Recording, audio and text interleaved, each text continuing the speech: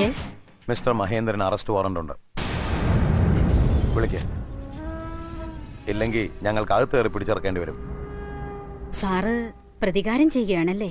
Yes, you are correct.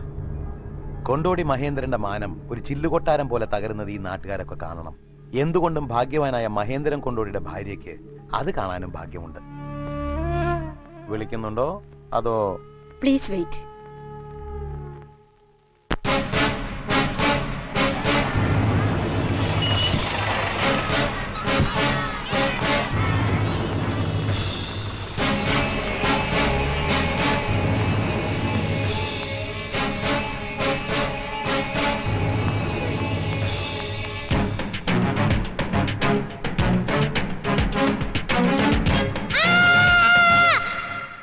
Come on, follow me.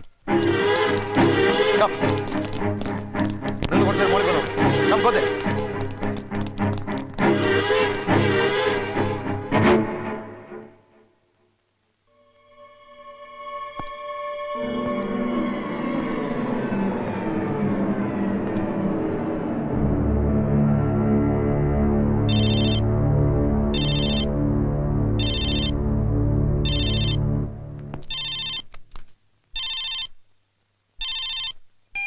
Hello അച്ഛാ, ഇത് ഞാനാ ബാംഗ്ലൂരിൽ നിന്ന് ദിനേശൻ. ഇങ്ങോട്ട് വിളിച്ചിരുന്നു എന്ന് പറഞ്ഞു. Hello hello hello hello.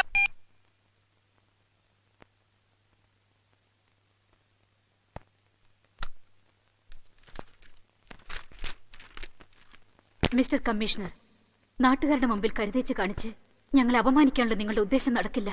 പക്ഷെ ഒന്നോർത്തു, എന്നെങ്കിലും എന്റെ മക്കൾ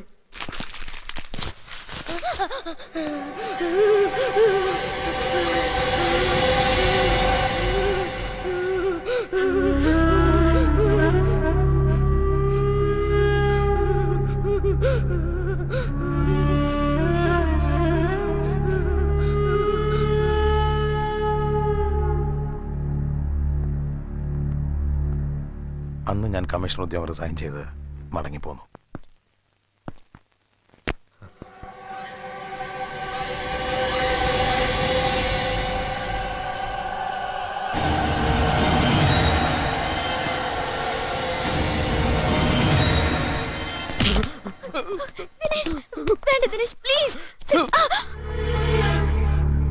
നിങ്ങൾക്കറിയോ, നിങ്ങൾ കാരണം മനസ്സിന്റെ സമനില തെറ്റിയ ഒരു കുഞ്ഞനീത്തിയുണ്ട് എനിക്ക്.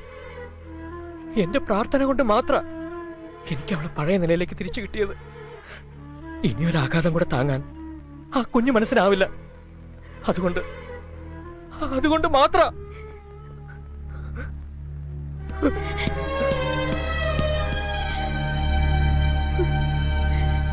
ദിനേശൻ പ്രതികാരം ചെയ്യാനല്ല ഈ നാട്ടിലേക്ക് വന്നതെന്ന് ഇപ്പോഴെങ്കിലും പെരിയപ്പയ്ക്ക് മനസ്സിലായല്ലോ. അന്ന് അവരോട് അല്പം ദയ കാണിച്ചിരുന്നെങ്കിൽ ദിനേശനും പെങ്ങളും അനാഥരാവില്ലായിരുന്നു. അല്ലേ പെരിയപ്പ?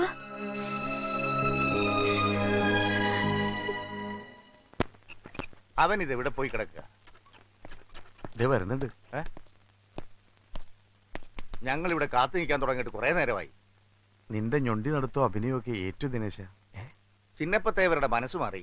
ഈ സ്ഥലവും വീടും ചിന്നപ്പത്തേവർ തന്നെ അങ്ങ് എടുത്തു.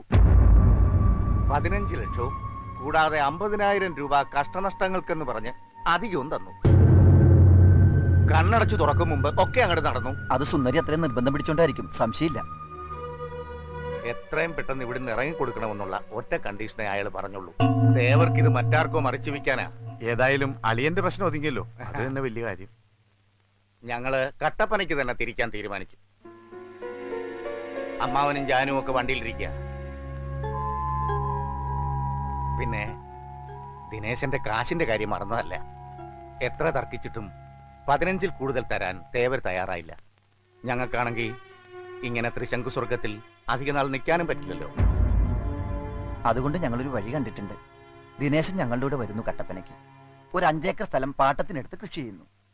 മാസത്തിലൊരിക്കൽ പാലക്കാട് കോൺവെന്റ് സ്കൂളിൽ വന്ന് അനിയത്തിയെ കാണുകയും ചെയ്യാലോ. ആഞ്ഞു പിടിച്ചാൽ 5 ലക്ഷം ഒപ്പിക്കാൻ അധികം സമയമൊന്നും വേണ്ട. ഞാൻ എങ്ങോട്ടും ഇല്ല. നിങ്ങളുടെ നല്ല മനസ്സിന് നന്ദിയുണ്ട്. പിന്നെ എന്റെ 5 ലക്ഷം രൂപയുടെ കാര്യം അച്ഛൻ എനിക്കും അനിയത്തിക്കും ബാക്കി വെച്ചത് അതാ. അത് കിട്ടാനൊരു ശ്രമം നടത്തി നോക്കിയേ ഉള്ളൂ. എനിക്കതിൽ വലിയ വിഷമമൊന്നുമില്ല. ഞങ്ങളുടെ എല്ലാവരുടെയും അനിയനെ പോലെയാണ് നീ. നിനക്ക് ഞങ്ങളുടെ കൂടെ വന്നൂടെ? നിന്റെ എല്ലാ കാര്യങ്ങളും ഞങ്ങൾ ഏറ്റു. വേണ്ട വാസട്ടാ, എന്റെ വഴി വേറെയാ. കുറച്ചു കാലം ഒരുമിച്ചുണ്ടായിരുന്നുള്ളെങ്കിലും ഒരു ജന്മം മുഴുവൻ ഒരുമിച്ചുണ്ടായിരുന്ന പോലെ എനിക്ക്.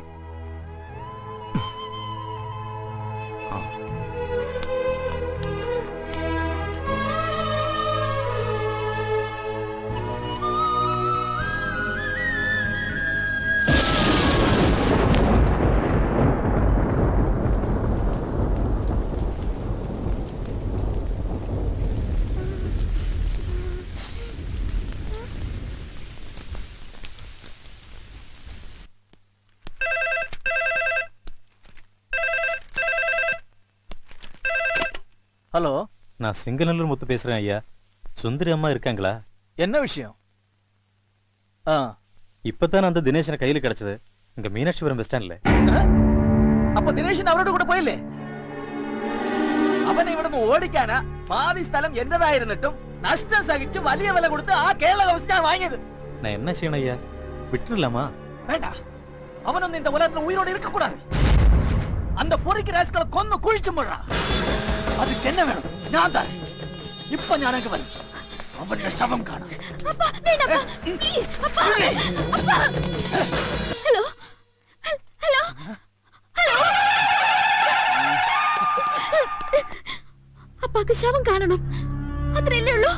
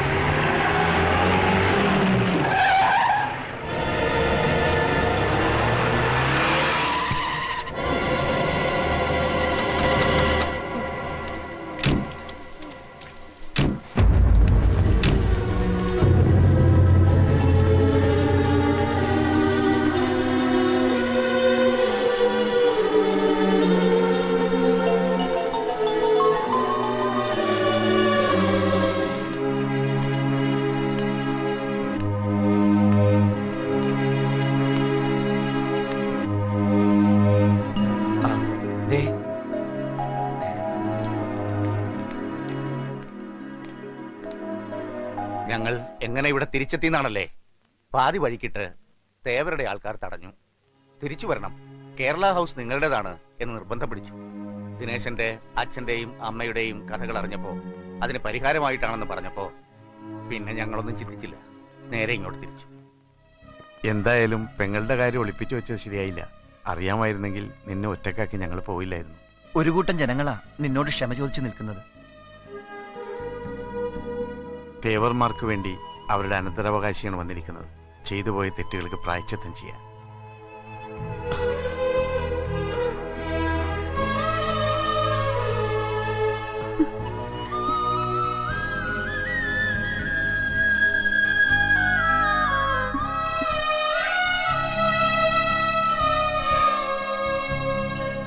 ആ നമ്മുടെ വീടിന്റെ പേര് ഞാൻ അങ്ങോട്ട് മാറ്റി.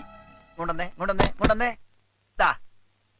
ആ, ഭാരത ഹൗസ് ഉടൻ വിൽപ്പനയ്ക്കാ. തെറ്റി അയ്യോ തെറ്റി. ഇപ്പൊ ശരിയാക്കാം. ഇവനെപ്പോ എഴുതാൻ പഠിച്ചു? ആ ഇപ്പൊ എങ്ങനെയുണ്ട്? ഉടൻ വിൽപ്പനയ്ക്കില്ല.